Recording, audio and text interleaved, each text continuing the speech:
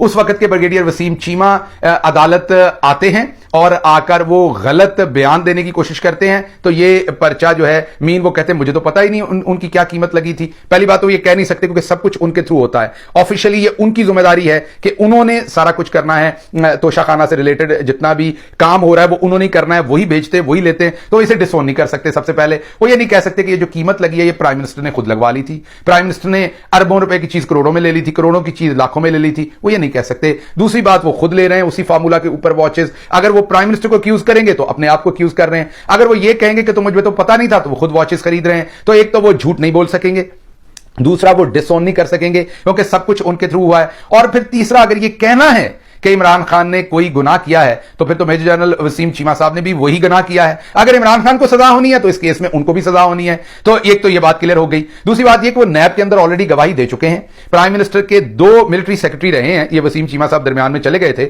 इनके बाद जो आए थे ब्रिगेडियर साहब उन्होंने भी गवाही दी और वसीम चीमा साहब ने भी, दोनों ने जो है वो गवाही जो है वो इमरान खान साहब के हक में दी है, उनके खिलाफ नहीं दी नैब के अंदर। दोनों से वो नैब चीजें नहीं कहलवा सका जो नैब कहलवाना चाहता था। उन्होंने जो सच था वो रख दिया था। अब वहां पर जो है और यहां पर जो कहा है उसमें फर्क नहीं होगा। जो वहां कहा है वही यहां कह दिया तो केस ठुस खत्म। अगर उन्होंने गलत बयानी करने की कोशिश की तो तब भी केस खत्म, खराब हो जाएगा क्योंकि वो उन्होंने खुद खरीदी हुई है वॉचेस और वो उन्हीं के थ्रू ये हुआ था। अगर वो आज कहते हैं कि इनकी असेसमेंट गलत हुई थी तो प्राइम मिनिस्टर ने तो किसी को नहीं कहा था इसकी असेसमेंट करें। वो तो चीमा साहब ने ही कहा था, जनरल चीमा साहब ने ही कहा था कि आप इसकी असेसमेंट बताएं। तो अगर कैबिनेट डिवीजन गलत असेसमेंट कर रही थी तो उनका काम था प्राइम मिनिस्टर को बताना और रोकना इस काम को। और अगर उन्होंने ये गलत असेसमेंट कराई तो फिर वो मुजरिम है। अगर असेसमेंट ठीक है तो और उन्होंने ठीक असेसमेंट करवाई तो फिर इमरान खान मुजरिम नहीं है। तो पहली चीज तो ये वाजे हो गई। दूसरा आपकी सोच होगी कि क्या वसीम चीमा साहब आएंगे? मुझे लगता नहीं आएंगे।